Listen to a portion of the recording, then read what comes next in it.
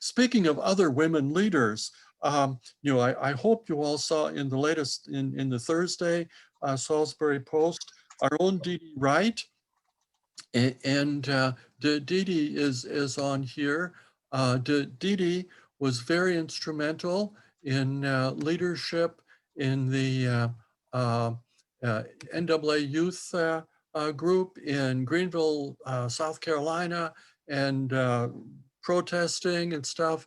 And some of the protests she was involved in led to Supreme Court cases, which led to the protection of protesters. Dee Dee, I just wanted to lift you up for everyone to recognize, know, and realize what a significant person you have been for years. So I won't say how many, but of course, we respect your leadership through the years and your continued work. We look forward to the publication of your biography as well. Speaking also of that, in that same article in the Post was the article on the Dixonville Lincoln Memorial, the cemetery, and Emily Perry. I mean, we hit it big time this Thursday with Emily on the front page and Dee Dee on the third page. So there was really good coverage of women leaders, Black women leaders here in our community. Oh, and by the way, since we were last together, the state Democratic Party elected another Black woman leader to a significant role of leadership. Dr. Bobby Richardson, who was our speaker in December, is now the chairperson of our state Democratic Party. And, golly, things just keep going on and on. Speaking of women, we're so glad that we have the COVID-19 virus, but are you aware that the scientist who led the basic research on developing the RNA usage in developing this vaccine is a woman, Jennifer Doudna, D-O-U-D-N-A, there's an excellent book, The Code Breaker, that's just come out talking about that. And that's our transition into the health coverage, for today, and more details of how we get that into our arms. Thank you very much. Dottie and I have had ours. I got to know that this young woman leader in our community. Golly, I think it was at the county commission meeting when they introduced you or put you on. I think that's where we first met, and then to speak to the senior Democrats. And along the way, I have just been impressed with how her competence and effectiveness has taken her from being just the leader of Healthy Rowan, which is something she'll probably tell you a little bit about this morning, on to now the interim director of our whole health department.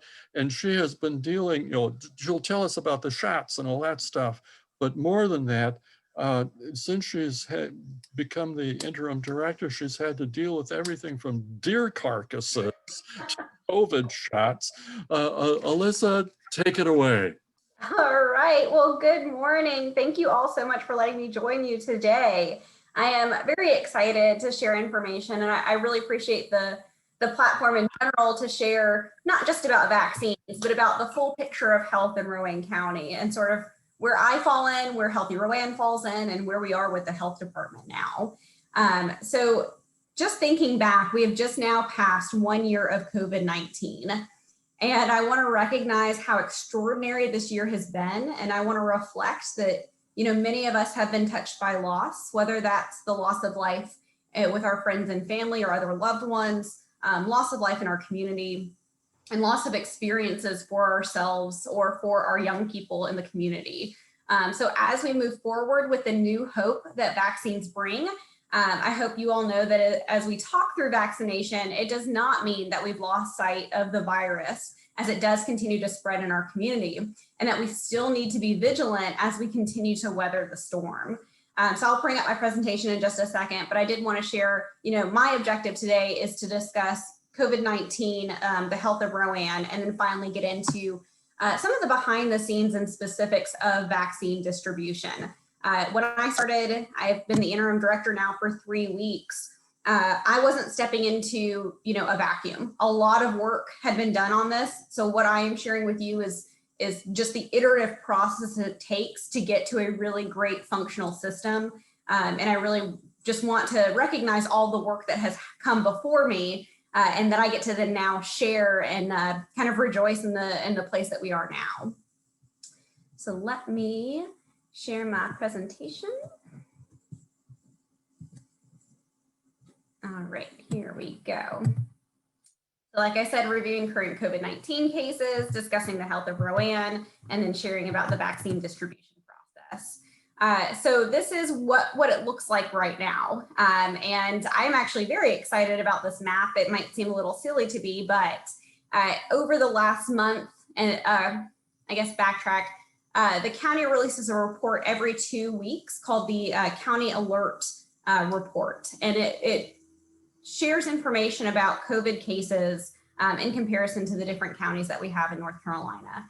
And so counties that are red are going to be those with the most critical spread versus down to yellow. It's significant spread, but still something to be concerned about. And so counties are ranked in 3 different areas, and that includes the percent positive that we have, the impact to the hospital system, and then the number of cases per 100,000.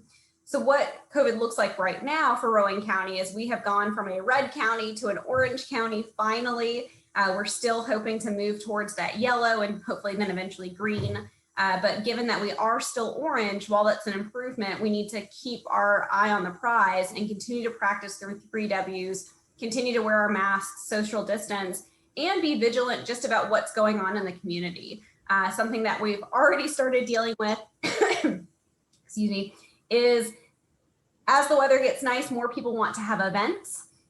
With events and loosening restrictions come additional spread of COVID. And so we really have to stay vigilant and on top of this. We have to follow the practices and guidelines because both, I think it's important to be able to meet with people virtually, safely at a distance outside for our mental health. But I also really want to recognize that we have to continue to monitor the spread of disease in Rowan County and the potential for variants to come into our community for those who are unvaccinated, potentially mutate further and then cause additional either spread of disease or death due to COVID-19, not to get too dark.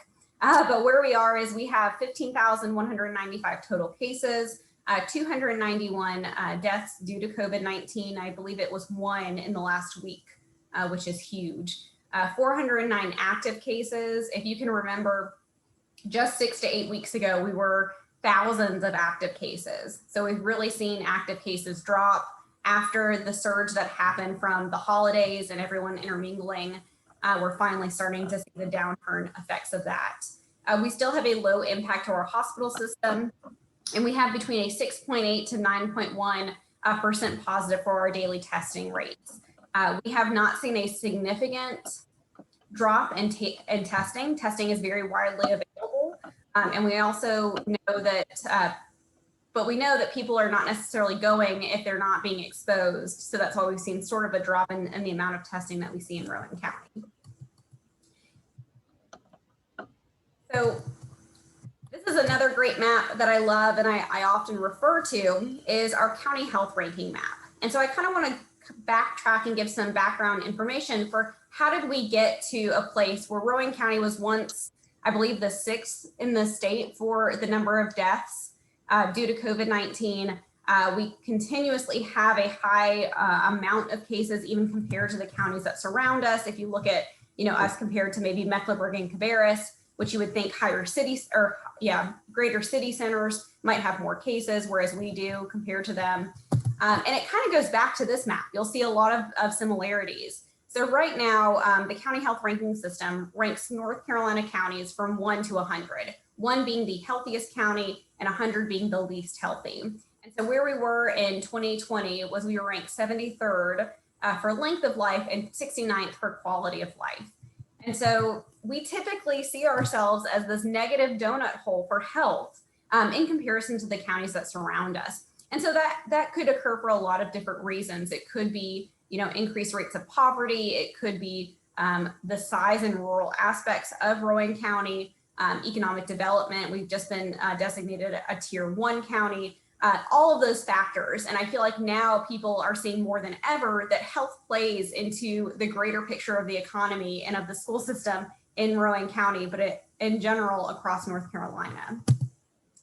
So you can actually go on the county health ranking website and look at what are the different metrics that go into these ultimate rankings, things like physical environment, social and economic factors, access to clinical care, and health behaviors. And something that really plays into that idea of access to clinical care is the idea of Medicaid expansion. And so I'll just touch on it briefly, but looking to expand Medicaid would actually really help our population. It would, I think, bring up 10,000 individuals to have coverage for their medical care. And the greater we have access, greater our citizens have access to medical care, the healthier that they'll be overall. That means more jobs for our community in the healthcare industry, but it also means more productivity and greater amounts of economic stimulus being pushed back into our economy. So it really is a win-win all around when we're able to get individuals healthcare, because we do need to go and look at who doesn't have healthcare and who is the least healthy and help bring them up with everyone else, because it only helps the community as a whole. So this is what our rankings have looked like since 2010. My goal with Healthy Rowan has always been, and I think it's a part of the health department now, is to get us above the 50th percentile. We want to see Rowan County be a healthy place to live. I am from here. My grandmother was a coach at Knox for 30 years. My parents were high school sweethearts at Salisbury High School. I wanted to come back to this community and raise my family, but I also am recognizing that just by living here in these zip codes, you have a poorer quality of life and you have a shorter life expectancy compared to those counties that surround us that have a higher county health ranking. And that's concerning. Those are the areas that we really want to work in, is addressing those years of life lost for our community. And so, like I said, looking at us compared to the others that surround us, we kind of see ourselves as that negative donut hole. And this doesn't mean that, all hope is lost. It just gives us a place to stand and say, hey, we need help. We need to make some changes. And we need everyone to buy into this idea that a healthy community is a prosperous community. And again, I think COVID-19 has shown us how important health is for a growing and prosperous community. So also kind of looking back, why has COVID-19 maybe affected us more than the other communities? Part of it is going to be health behavior. You cannot, the spread of disease is due to the behaviors that people have. It's also due to closed spaces. It has to do a lot with infection control practices. But in part, it's just the behaviors that people have. It's how you congregate, if you wash your hands, are you taking your health seriously? And what we've typically seen are looking at the causes of death. A lot of these are actually due to modifiable life actions or things that we can change in our own lives to actually prevent some of these causes of death. So you see the top 2, cancer, heart disease, and it goes down, motor vehicle injuries being top 10 for North Carolina, whereas sepsis is top 10 for Rowan. And like I mentioned, so these are top 10 causes of death. The majority of them are due to those modifiable risk factors like tobacco use, physical activity level, alcohol consumption, substance use, and healthy nutrition. If our baseline for health is low to begin with, when something like COVID-19 comes in and the SARS-CoV-2 virus, it leads to this domino effect of an inflammatory response due to an overreactive immune system. It is not just a respiratory illness. It really does cause things like blood clots to form. It causes permanent blood vessel damage and a lot of other issues by getting the virus, that it's not just that cough in our lungs that we think of, or equating it to, say, a flu virus. It's a lot more serious than that. And all of these are underlying conditions that are exacerbated by the SARS-CoV-2 virus, which is actually why you've seen that group of people, adults with one or more health risk, be put into a special category to receive vaccines in sort of that priority area. And unfortunately for Rowan, we do have a lot of this. So when we look at our patients, 38% of Rowan County is obese. Individuals who do have a higher fat volume have decreased lung volume, functional capacity, more abdominal obesity leads to heart function being compromised, and stored fat cells actually create chemicals that promote inflammation. And like I mentioned, COVID-19 leads to an overreactive inflammatory response. So you can see the combination of those two things. Diabetes is also one of those things that is a condition that COVID-19 can actually worsen and put diabetics at a higher risk of complications. We have around 13% of Rowan adults with diabetes, or 13,000 residents. Tobacco use. So we know that 17% of Rowan adults smoke. That's around 18,000 residents. So smoking is a known risk factor for many different respiratory infections, and increases the severity of respiratory disease by reducing lung capacity, and again, making it harder for the body to fight off COVID-19. So we have a large majority, or not majority, but a large amount of Rowan citizens who are impacted by these health conditions. And with that baseline, again, if you add COVID on top of it, that's why we're going to see a sicker population when something like this comes into the community, in comparison to communities that have higher health rankings, meaning their populations are healthier at baseline, meaning that if they do get COVID-19, they may not experience the sort of death rates that we would, because their populations were already healthier.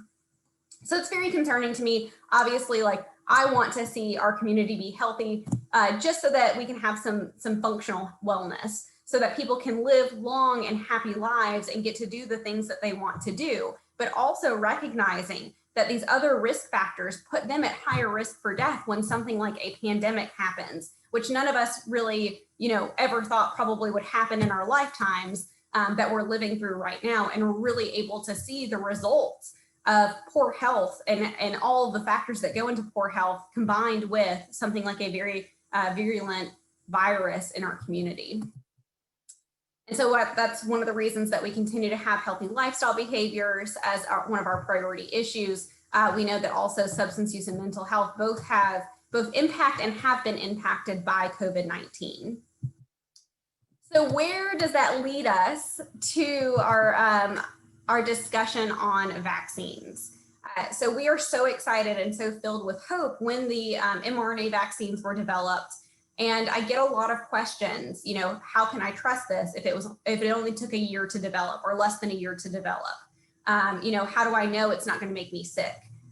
Those types of questions, and I'm happy to talk through that. But I do want to just recognize that when the world sort of shut down with COVID-19, we had money, we had researchers, and we had collaboration. And those three things were what allowed us to get to a place where we could develop vaccines at an expedited pace. However, none of the safety guidelines were skipped. None of the parts of research that ensure efficacy were skipped. And that's why we're able to have two extremely effective, 95% is way beyond what a normal flu vaccine would be, vaccines for addressing COVID-19.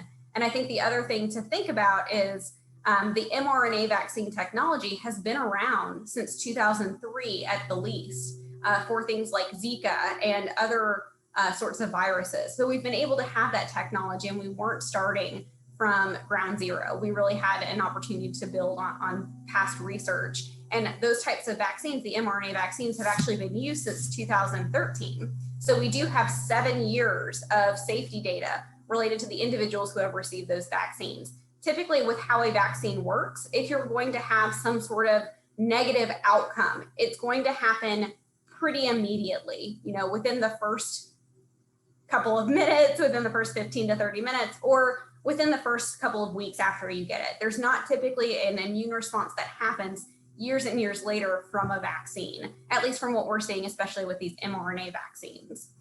So that's just some safety tips that I wanted to add in about our mRNA vaccines. But for us, we see vaccination as another tool in our toolkit, alongside things like social distancing, wearing your mask, and washing your hands. So our goal is with Rowan County Public Health and with Rowan County Emergency Services is to vaccinate the Rowan County community as quickly and as equitably as possible, given the limited supply of vaccine we receive each week from the state.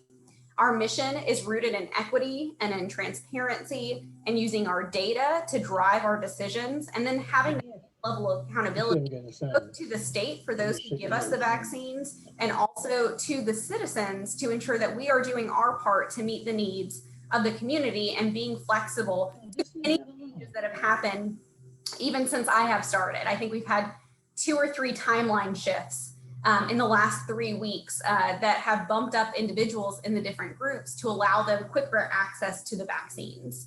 And in general, the mission of Rowan County Public Health is to do what we are called to do, to prevent the spread of disease, to promote healthy behaviors, and to protect our vulnerable citizens.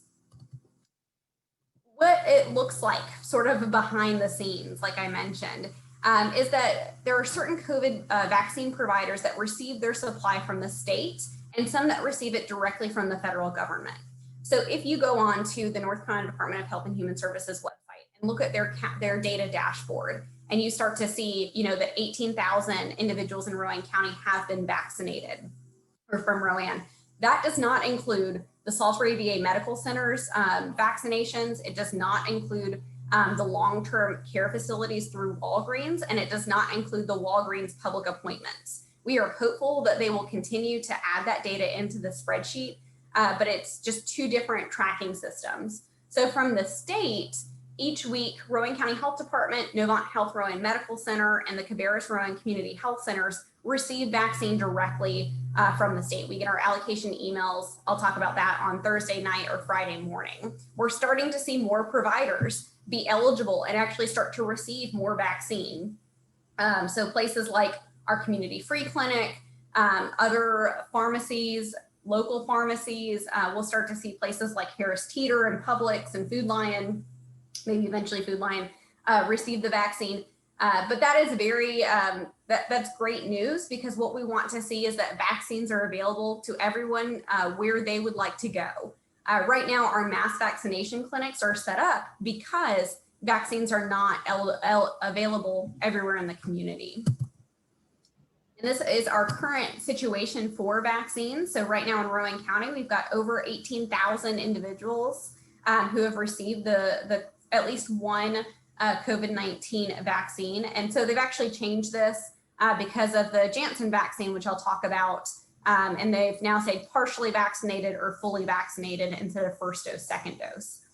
So this is 12.7% of our total population. But really, when you look at it, Moderna is only eligible for individuals who are 18 and over. Pfizer is individuals who are 16 and over. We typically get Moderna. The Novant Health Medical Center typically gets Pfizer. So we are looking more at that population who are 18 and older. And we're actually at 16.4% of that population who have received at least 1 dose. And then second doses, we're doing great. You may have heard a couple of presentations or seen an article. We really want people to come back for their second dose. They have the full immunity, and we're around 12,000 individuals, or 8.7% of our total population, 11.3% of our population who are 18 and over.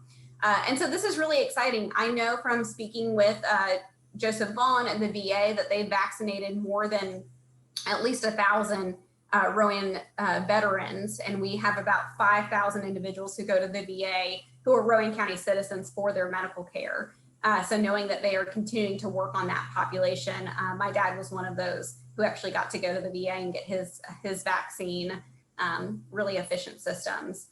So we can actually see that there are more people who likely have vaccines than what this number is showing, which is, again, really wonderful news.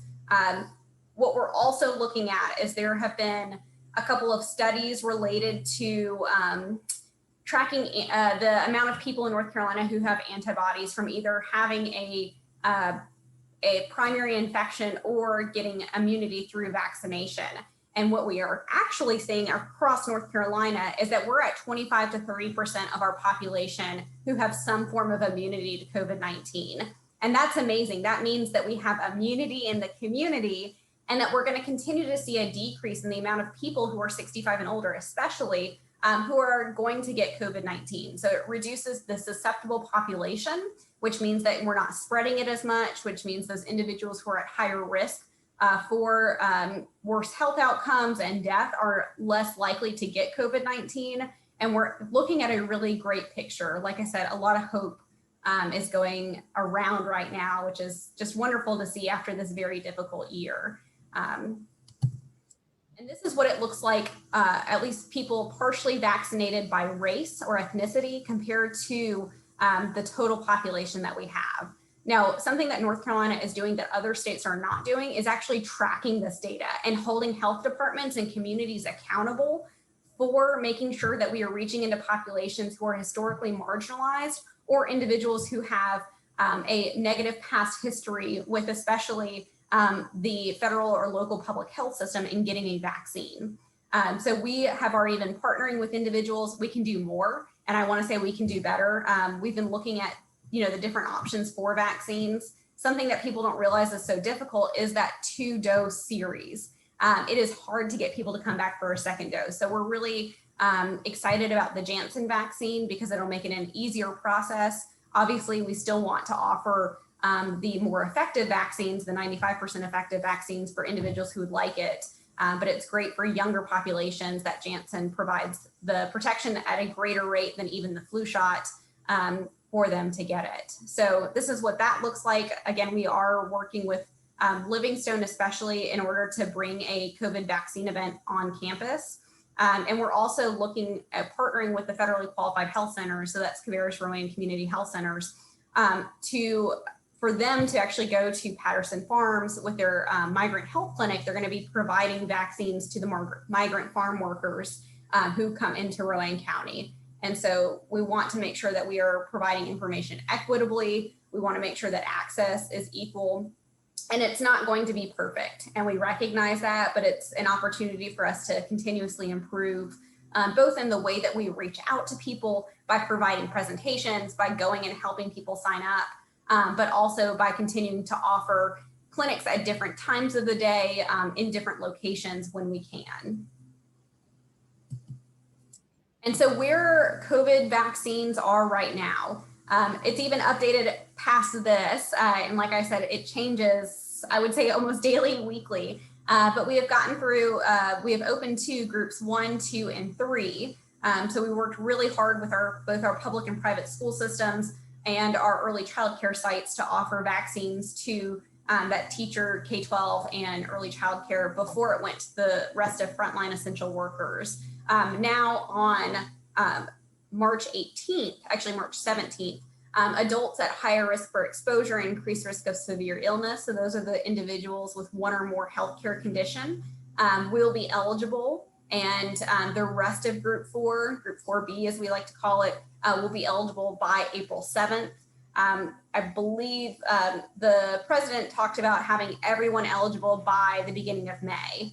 And so, I mean, based on the track record that we've had so far, that tracks that we will be able to open to everyone in May. Obviously, never say never with anything going on with vaccines, but it is exciting. It means that we'll continue to see that increased access, at least in terms of eligibility.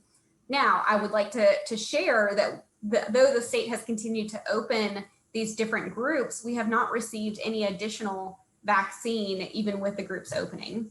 And so that's a pretty frustrating point for us because our clinics have become so efficient. We can do up to 230 individuals an hour through our drive-through process. And now the process can take 30 to 45 minutes for someone to come through. We are ready to receive, 2,000 vaccines and have these mass vaccination events get out. And we'll see what happens as the supply continues to increase and they can push more vaccine to the providers who have high capacity. And so what vaccine supply looks like, we are very much in this week cycle. It is very hard to plan ahead. There is a reason that we don't open appointments until Monday at 10 a.m. And that is because, so we receive a notification on Thursday afternoon for what our vaccine supply will be for the following week. We have until Friday at 12 p.m. To accept it, or all of our doses are forfeited. So we know then that doses are shipped and received between, it's usually not as quickly as the next day, but it's usually Monday to Tuesday to Wednesday is when we receive our doses. So the state has recommended that we not hold first dose clinics anytime earlier than Thursday at the risk of not having that supply reach us in time. And also a fun thing happens on Mondays. Sometimes we receive additional ancillary kits. So all of the needles and all of the supplies that go around a vaccine, which means that at Monday, probably at 3 p.m., we find out, hey, you're actually going to get more vaccine than what we told you on Friday. But then we host our clinics Thursday through the following Monday. All of the doses must be given out by Monday or we get dinged. And that means that it runs the risk of us actually not being able to get as much vaccine the next week. And then all of the data associated with those doses must be entered within 24, it says 72, they've actually dropped it to 48 hours of hosting a clinic, and must be entered by Monday afternoon. And it's a substantial amount of information that we're sending back to the state so that the state can then provide those reports and transparency to the rest of the community. So once we know our doses, we add those appointments to that first dose page. It goes live Mondays at 10 a.m. to give us some time in case there are any changes that need to occur before that. And we open it at 10 a.m. both online and so our call center will be staffed and ready to take appointments by phone. We do continue to hold some appointments just over the phone. So individuals who don't have internet, number one, have heard this Monday at 10 a.m. hopefully over this process, and we want to make sure that we set some aside for them. But also, it is open to the public, and people can access the information online. And we have had a continuous cycle of quality improvement. So in the beginning, we weren't doing appointments. We felt like the fastest way to get doses in arms is just, hey, come through. Whoever can line up first is going to be the first in line. Obviously, that caused a lot of other problems in terms of equity, in terms of the population we were serving, and in terms of traffic that backed up, on Statesville Boulevard and other locations. So now going to this appointment-based system has been really great.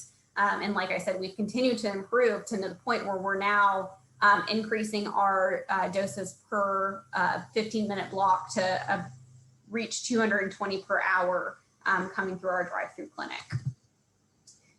This is what I was just saying. So we started with that mass driving dispense method, and it can be up to 45 minutes. It really just depends if everyone is coming on the time of their appointment. So you arrive at 11 a.m. for your 11 a.m. appointment.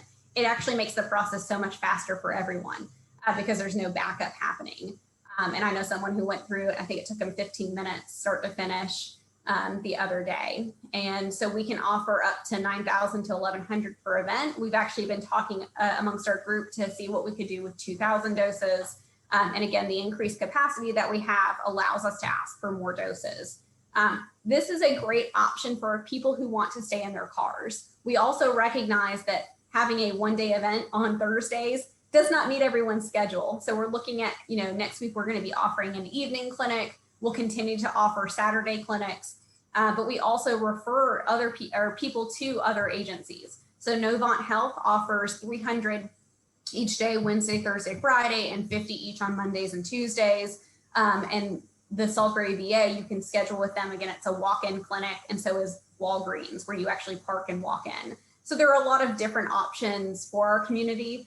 We're also seeing that in Greensboro, there's a FEMA site that has been set up. So starting, I believe it was March 10th. Yeah, starting March 10th, they are doing 3,000 doses per day, 7 days a week for the next 8 weeks. And you do not have to be a resident of a county to go to a different county to get your vaccine. So these are doses coming from the state. We are merely conduits for those vaccines getting out into our community partners. It can be frustrating, and I understand, at the beginning, having individuals come from out of county and being prioritized to get vaccine did feel very frustrating. But in North Carolina, we don't ask for an ID. We're not going to ask for any verification because that's not what public health is. Our job is not to look at you and say, well, you're not from Rowan County, I can't help you. Our job is to loop around everybody who's coming to us to provide that support and to provide those vaccines. And this is now what the process looks like. You're coming into the Weston Plaza area. You're greeted. They make sure you're supposed to be there. You go through registration. You get your forms. You're going to go and actually complete your forms, go through a paperwork review. We're going to make sure, something that's extremely important to remember is that you have not had any other vaccine within 14 days of receiving your COVID vaccine. We do not want to overwhelm your immune system. The CDC, this is part of their pre-vaccination checklist. Please do not have a vaccine either 14 days before your first one or 14 days before your second dose. We've had to turn people away for their second dose, and we know that's extremely frustrating. And I will say that the physician offices do not know as much about vaccinations because they have not been a big part of it right now. So physician offices are smaller. They're serving populations. They may not have the storage or the freezers that we do. So they may not know all the ins and outs of actually giving a vaccination. And I've had several individuals who have been very upset for being turned away. But it's our job to be safe and provide vaccines in the way that the CDC says that we should. Then you go on to get your vaccine. It's pretty quick. We actually have a lot of different partners who help us with that, from the school system and also Catawba College, RCCC. We have nursing students who come through.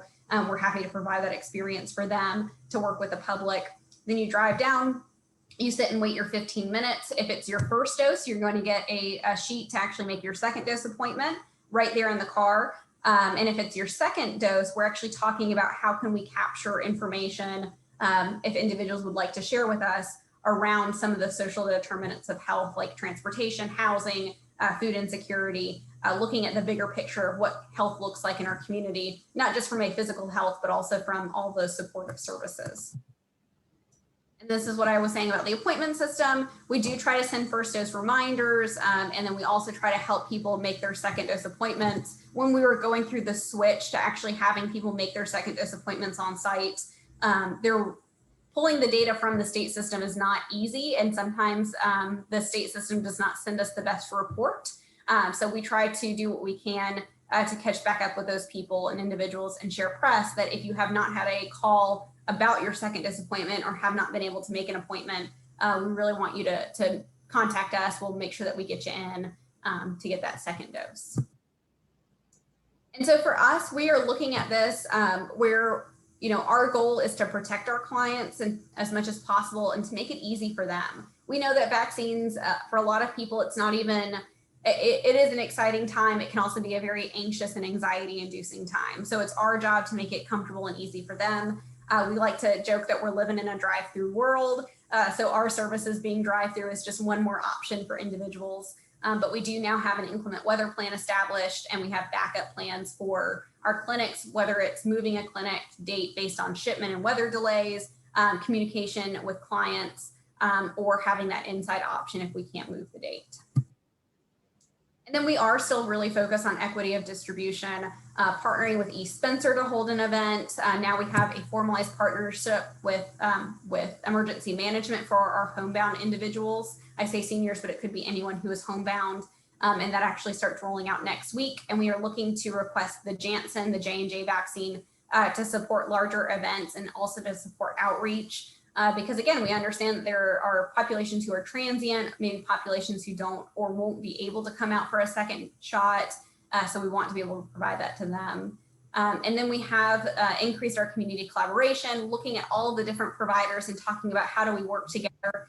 It is not the same as a flu shot, just like COVID is not the same as the flu. And so there are a lot more pieces that go into the process that allow us at this point now to work together and provide information for what's worked for us and help lift everyone up together, because we will have to divide and offer in order to meet all of the needs of Rowan County citizens. And so we have weekly discussions with our vaccine partners. We have weekly calls with colleges and with the school system to continue to offer support and understanding for combating both COVID-19 cases and promoting vaccine response.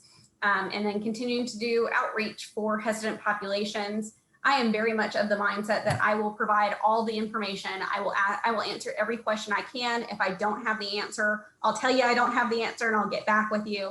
But I open the door for people. We're not going to shame them. That's not the way to get people through this process. There is a lot of, frustration and miscommunication and misinformation that has gone out for the length of COVID-19. And so we want to get back to a place of building authentic relationships with people and having open dialogue and discussion to encourage those who are hesitant that they have a place to get their shot when they're ready to do so. We do really, though, want to see 70 to 80% of our population get the COVID vaccine shot so that they will be protected, so that they can protect the community at large. And so hopefully we'll get there with encouragement and continuing to market that the vaccine is for everyone.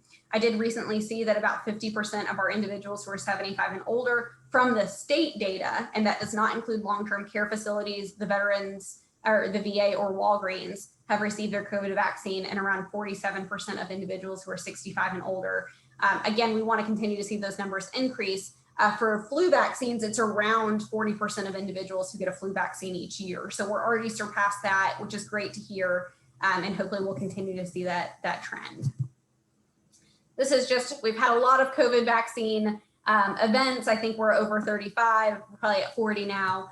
It's becoming not old hat to us, but we are getting excited with our quality improvement process to continue to provide vaccines as much as possible in the most efficient and safe way. And so in closing, for the information I have to share with you, just what I would ask of you all is to help us be champions for vaccines. Look at your sphere of influence, whether that's your family, your friends, your colleagues, the civic organizations, or other community aspects that you interact with.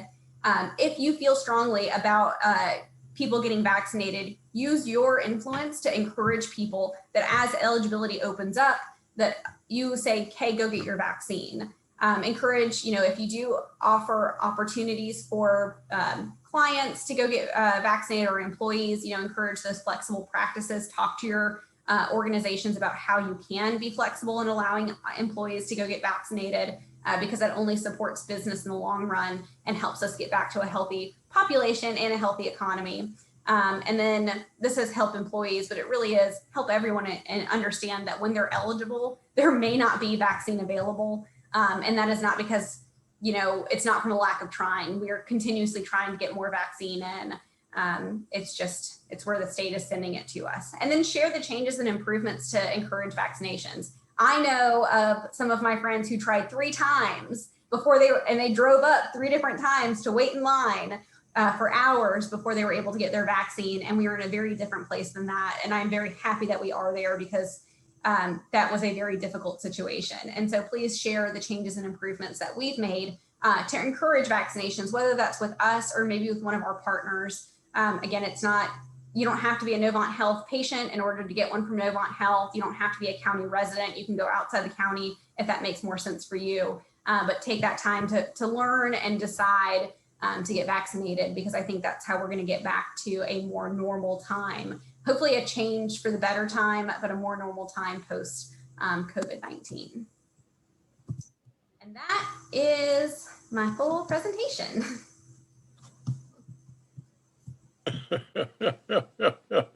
Hey, everybody, I told you she was competent and effective.